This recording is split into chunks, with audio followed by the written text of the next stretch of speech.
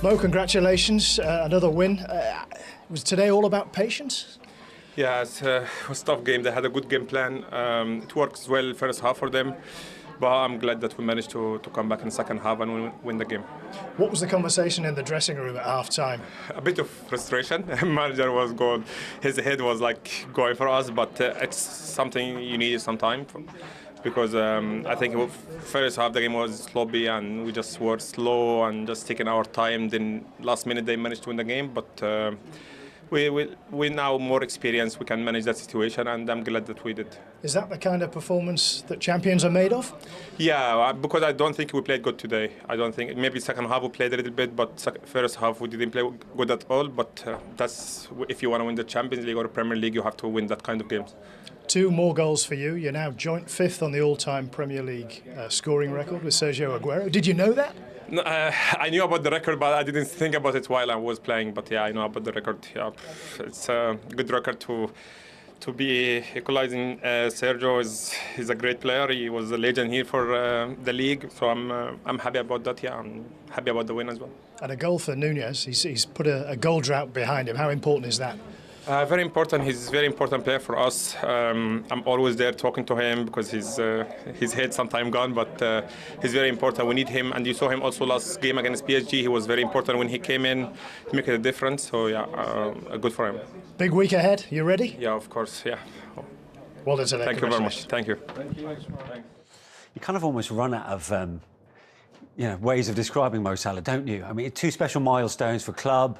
And for the Premier League all-time goal scorers list, he's unstoppable at the minute. The older he gets, it's almost he's getting sharper and better.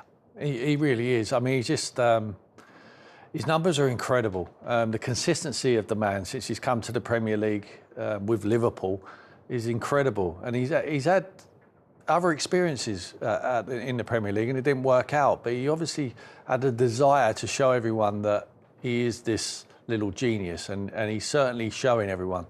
I mean, they've got a good work ethic there at the football club. The new manager's done brilliantly by doing not a lot. But one thing he has done very, very well is got that man who's out of contract at the end of the season very, very happy at the club.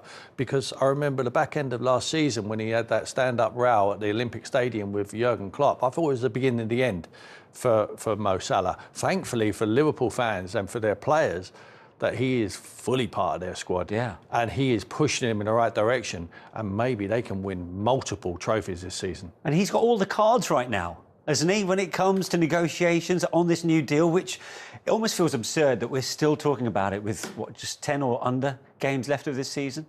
He's certainly, based on his performances, which is difficult to do, he's certainly managed to get a number of cards in his favour. I think, just adding to what Tim says, what's helped him this year a lot is the fact that there's a number of players there at Liverpool who have stepped up to another level. I think McAllister looks a different player this year.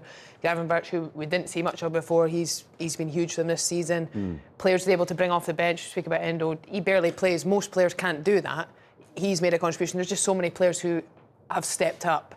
And I think that helps the likes of Mo Salah. They dominate possession, they create opportunities, they get him the ball, and he's hugely talented, and that's when he thrives. Well, let's look back at how Liverpool managed to come away with all 3 points. They came from behind in the second half. Now, before we see Darwin Núñez's goal that made it 1-1, I've got to ask you the question, should he have been on the pitch at that point after what we saw at the end of the first half with this challenge on Kyle Walker-Peters? Should it have been more than a yellow, Tim? No, not for me. I think it's a yellow card. I think it's petulant.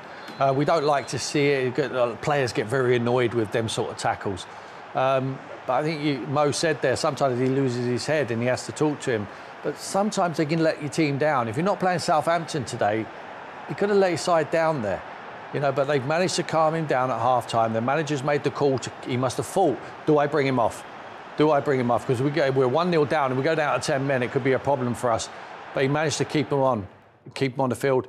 And to be fair to the lad, he stepped up and he scores the equaliser, and then he gets the penalty for Mo to put him ahead. So you have to give him credit, but I think it's really good for Arne Slot to say to him, there's a warning there. That's petulant. You can't be like that. You can get away with it playing the team at the bottom of the league, but you don't get away with it you're playing midweek against PSG. No. Or you're playing the cup final against Newcastle next week and beyond. There's big trophies here to push for, so you don't need petulance within your squad. I think the tackle's borderline though. I think we've seen those in the past. He's just kicked him. I think it's one of those ones that people sometimes call an orange. Like, you can't just kick people. He's not gone for the ball.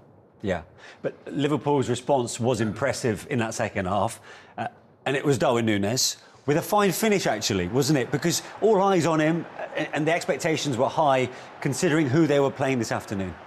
Yeah, and I think it's a really nice finish. He just gets right across the front there last minute. He's a powerful runner, so he really holds his run. He does well not to be too eager, because he knows that front post is where he needs to finish, but he needs to arrive as the ball arrives, and it's very easy to get drawn to the ball and move sooner. You see he's just very, very patient, and then at the very last second, see defenders there caught watching the ball.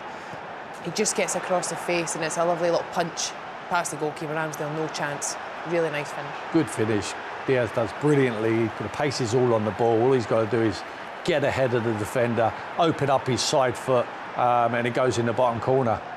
Really, really good celebration from him. But then he shushes someone. He just can't help himself. I don't know what that was all about. But look, he's a cult hero there, from coming off the bench and scoring big goals. They always have that at Liverpool. 2 minutes later, he won the penalty. He did, yeah. He gets his. He's always a threat because he's a big size. You know, he stays in the width of the goal there, and he just gets his body ahead of Smallbone, and it's a rash challenge, and without doubt, it's a penalty in my opinion. Yeah, definite penalty. Just unfortunately, Smallbone thinks he's just going to get there first. He's no idea that Núñez is just off his shoulder. Yes, penalty. He's clever, Núñez, because he knows all he has to do is get himself in front of Smallbone. And when this man steps up now, you just never think he's going to miss. You know, Ramsdale would have fancied his chances, as he always does, of saving penalties. But when Mo Salah steps up, just don't know where it's going to go. What I have noticed about his penalties of late, they all go high. Yeah. I mean, if the goalkeeper goes the right way, it's in the roof of the net. You can't jump out unless you're Superman. You can't jump up and stay up there. And that was milestone one with that first penalty. Outright third then for Liverpool's all-time goal scorers, 243, above Gordon Hodgson. And it got even better because he got another penalty, of course. 86 minutes on the clock, and handball by Sugawara, and you can't really deny them that this was going to be a spot kick. No, and he gets himself in a little bit of a pickle. He does well to track the run initially, and you see that he just slightly misjudges that bounce, and he panics because he thinks he's probably run by it, and he just swings. This is the best angle. You just see he brushes his elbow out towards it, and yeah, it's one of those really tough moments. The centre back, he knows that he's in trouble. He feels the pressure of, you know, he's just right on his shoulder, and I find that tough to watch as a centre back, because I've been there when you know you're in trouble, and unfortunately with VAR you can't get away with those anymore. Good use of VAR, that, because not one player on that pitch appealed for a penalty. Yeah, that's a good point, actually. Yeah, and Mo Salah steps up, almost the inevitable outcome once again. Yeah. I mean, it's cat and mouse. I mean, Ramsdale thinks he's going to go the same way again, and he doesn't. He just whips it across him, and the height again. If Ramsdale goes the right way, he still doesn't save it. Just can keep ticking them numbers up, Bo. Yeah, joint fifth now on the Premier League's all-time goal scorers list, along with Sergio Aguero. 184 goals. And the start of a crucial few weeks, or few days, I should say, for Liverpool. Arne Slot says 3 finals on the way. Is that the best possible way to start it? I mean, I think the Liverpool players feel like every game is just a game they have to win. They should win. Wednesday night was a really tough night for them. Watching that, they were really under pressure for large parts of the game, and you know, they found a way to come away with a result. Now they take that result home. I think they'll now feel like they can relax after today and look forward to Tuesday, knowing that they're at home, knowing that they've got this momentum, this good feeling amongst the group. Yeah. Were you surprised that Salah actually started today, considering what's on the line on Tuesday night? No, because I think when you're a manager like Arne Slot, who has a good relationship with his players, I thought he would have asked Mo Salah if he wanted to play today. He would have loved to have rested him. Virgil van Dijk would have been exactly the same. He would have had that conversation, and Mo would have said, well, we're playing a team at the bottom of the league. No, I'm OK. Yeah. Thankfully, for all that Liverpool squad, they've all come through this game today unscathed. Yeah, and 16 points clear at the top. How significant is that, albeit with the fact that Arsenal have got 2 games in hand? I think it's very significant. I think what's even more significant, though, is the form that they're in. It's just so hard to, you know, they literally feel like they have the best 11, they have the best squad, they have the best form. you just can't see in any way how they won't go on and win the league, certainly, and they're in a great position, you know, for other competitions, and the fact that the Champions League will be the big one that they would also love to be champions of too. Well, from one Scotland captain to another, because we can now hear from the Liverpool dressing room. Andy Robertson joins us now from Anfield. Andy, very well done today. Huge win. It's another box ticked, I suppose, towards the title. The unbeaten run keeps on going. You had to do it the hard way, though, didn't you? It wasn't easy. It wasn't an easy afternoon, I think. First half, you know, I thought we started the game well, first 5-10 minutes, but then I thought we gave them the confidence. They started building into the game, gave them a few corners, gave them a goal that shouldn't really happen, and then, you know, we've got an uphill battle from there. But I thought the lads were excellent second half. I thought we showed the reaction, we brought the energy, and luckily we got the 3 points in the end. What was it at half-time? Because it felt like it was a pretty sluggish first half from Liverpool.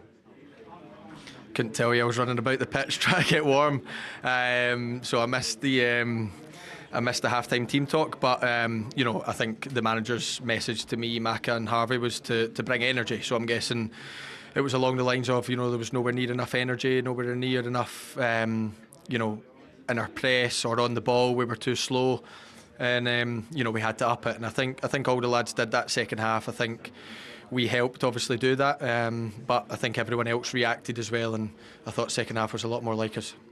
And it's 16 points clear at the top of the table, albeit the fact that Arsenal have got 2 games in hand.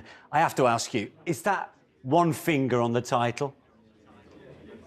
You can say that. I've been in title races before that, I've not ended up with the trophy and things like that. So we've came through a really intense period of time. It's been really tough, probably since January through to now, and that's us done in the league now, which is, obviously we don't play into the league until another probably 3.5 weeks now, so we can kind of forget about the league a little bit just now, and obviously we've got a massive game Tuesday and then cup final on Sunday. But look, we're in a fantastic position. We can't deny that. We've put ourselves there. We've kept working hard. We've kept picking up points when it matters most, and we have to keep doing that, because what have we got? We've got 9 games left, 8 games left, and we have to keep pushing, and we have to play better than we did in the first half. That's for sure, to keep picking up the points, and hopefully by the end of May we can have our hands on the trophy. Yeah, as you said, it's the start of a huge week for the football club. Well done today, and good luck with the next few days, Andy. Thank you very much. Thank you. Andy Robertson of Liverpool after their 3-1 win over bottom club Southampton, which